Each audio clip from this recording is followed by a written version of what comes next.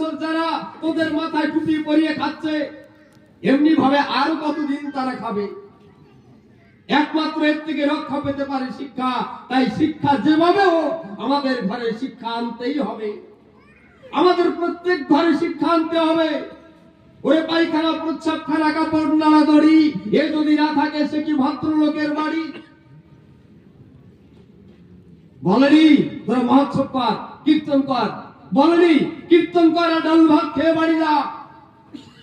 উনি বলেছেন বাড়ি যা, স্কুলের জন্য তৈরি কর, পায়খানা, প্রস্রাবখানা, কাপড় নাড়া দড়ি তৈরি কর, মানুষের মতো মানুষ হয়ে বেঁচে থাকার চেষ্টা কর। উনি দেখেছিলেন জীবনে এই সমস্ত মানুষদেরকে চন্ডাল, চালাল বলে ডাকা হতো, যাদের কোনো জাতি ছিল না।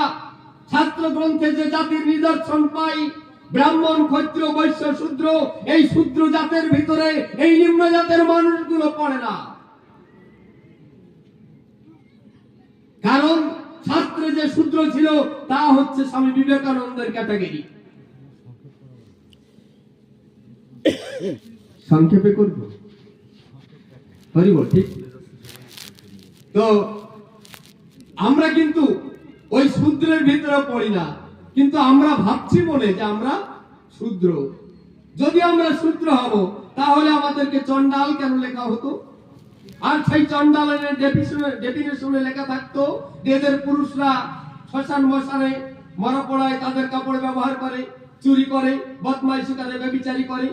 এদের মহিলারা বহু পুরুষে সমাগত, এদের চরিত্র ঠিক নেই। এমনি ভাবে সেন্সাসে কেন লিখবে? সেই জাতটাকে আমার বাবা গুরুচাঁদ ঠাকুর 20 বছর সংঘর্ষ করেছে। 20 বছর সংঘর্ষ করে 1911 খ্রিস্টাব্দে প্রথম আমাদের এই চন্ডাল গালি কেটে নব লেখা হয়েছিল। কিন্তু চালাকি করে সেখানে এই জাতির কর্তা মহেশচন্দ্র ন্যায়রত্ন সেখানে শূদ্র লাগিয়ে দিলেন।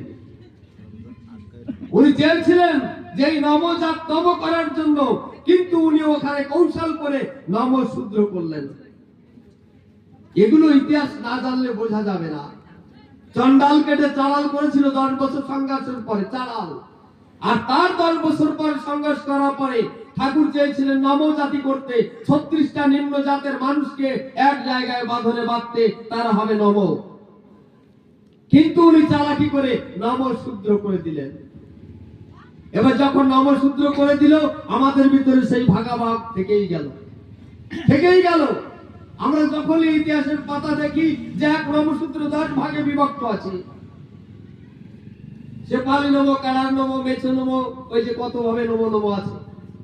তাহলে এক নমই যদি 10 ভাগে বিভক্ত হয়, 15 ক্ষত্রিয় 4 ভাগে বিভক্ত হয়, এমনি বিভিন্ন জাতপাতের ভাগাভাগ আজও আমরা এক করতে পারিনি। আমরা এখনো বিভিন্ন ভাগে পড়ে আছি। যখনই আমরা ছেলে মেয়ে বিবাহ দেওয়ার কথা চিন্তা করি, তখনই আমাদের জাতের কথা মনে ওঠে। আমরা যে হরিগুরুচাঁদ ঠাকুরের আদর্শকে আজও বুঝতে পারিনি। উনি চেয়েছিলেন 36টা জাতের মানুষকে এক জাতের অধিভুক্ত করতে।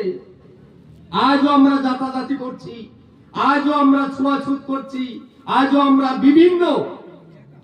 বিভিন্ন ভাবে আমরা মানে কি বলবো, আর না বলেও পারা যায় না।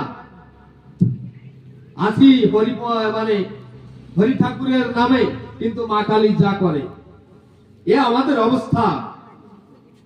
আমরা হরি ঠাকুরের আদর্শ মতকে এখনো বুঝতে পারিনি। আমরা জানতে পারিনি যে তিনি কি চেয়েছিলেন, আমাদেরকে কি দিয়ে গেলেন।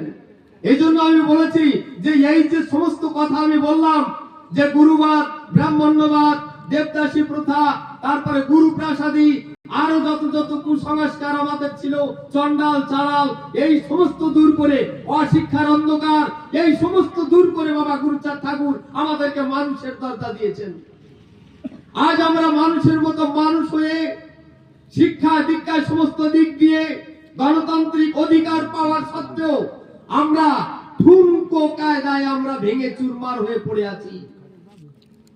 আমরা আজও বিভিন্ন মত সম্প্রদায় নিয়ে আমরা আলাদা ভাবছি, আলাদা ভাবে চিন্তা ভাবনা করছি, মানুষকে দূরে সরিয়ে দিচ্ছি।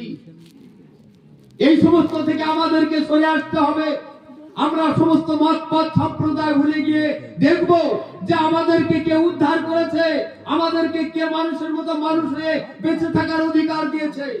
ভগবান সেই তো হয় যে আমাদেরকে অন্ধকারে আলো দেখায়, গুরু সেই হয় যে আমাদেরকে অন্ধকারকে তুলে নিয়ে আলোর পথে নিয়ে যায়। আমরা এতদিন যাবৎ দেখেছি, লীলামৃতে দেখতে পাই যে যারে ভক্তি করে সে তার ঈশ্বর, কিন্তু না, গুরুচাঁদ চরিত্রে এসে দেখো আরো এক ধাপ উপরে উঠে আসতে হবে যে যে যাকে উদ্ধার করে সে তার ঈশ্বর। আমাদের উদ্ধারকর্তাকে আমরা আজও খুঁজে পাইনি, যে কে আমাদেরকে উদ্ধার করেছে। তা যদি আমাদের মানুষ আজকে শিক্ষা পেয়েছে, স্কুলে পড়েনি এমন কোনো ঘর নেই, যদি একবার ভাবতো যে আজ যে আমরা শিক্ষা পেয়েছি বা মানুষের মতো মানুষের বেঁচে আছি কার জন্য, কার কৃপায় বেঁচে আছি, সেই মানুষটাকে কি একবার দেখার ইচ্ছা করে না?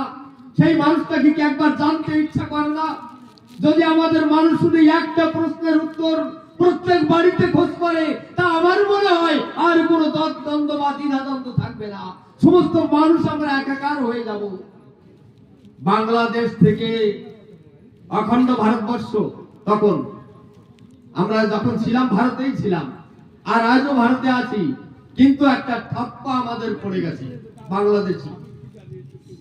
আমরা এই ভারতেরই মানুষ, ভারতেই আছি, কালক্রমে বা দুর্ভাগ্যক্রমে সেখান থেকে ভাগ হয়ে আলাদা হয়ে গেছে বর্ডার, কিন্তু ঠাপ্পাটা আমাদের প্রত্যেকের কপালে এবং আমাদের ছেলে মেয়েদের কপালেও লাগানো আছে এখনো।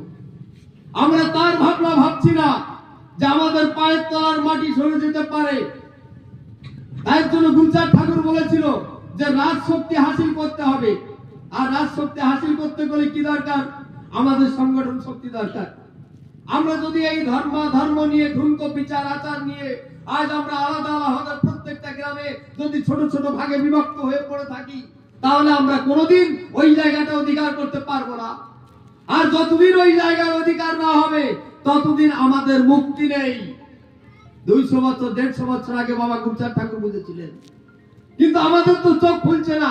আমরা হিংসা করছি যে ও হরিচাঁদ ঠাকুর গুরুচাঁদ ঠাকুর ভগবান নাকি। আজও আমাদের মানুষ বলে, বড় ব্যথা লাগে, ফরিদপুরে বাড়ি, ওরাকান্দি কতবার গেছে, আমাকে বলছে হরিচাঁদ গুরুচাঁদ দুই ভাই ছেলে না, দুই ভাই ছেলে। আমরা তাকে জানতে চাই না, জানতে পারি না সে যে কি। যদি আমার উপকার করে থাকে, যদি আমাকে সে ভালোবেসে থাকে, তাকে আমি কেন ভালোবাসবো না? কেন ভালোবাসবো না? তাই প্রত্যেকটা মানুষের কাছে আমার আবেদন যে আসুন, রাম কৃষ্ণ বুদ্ধ গৌরাঙ্গ কাউকে আমরা অবমাননা করি না। যত অবতার এসেছে পৃথিবীতে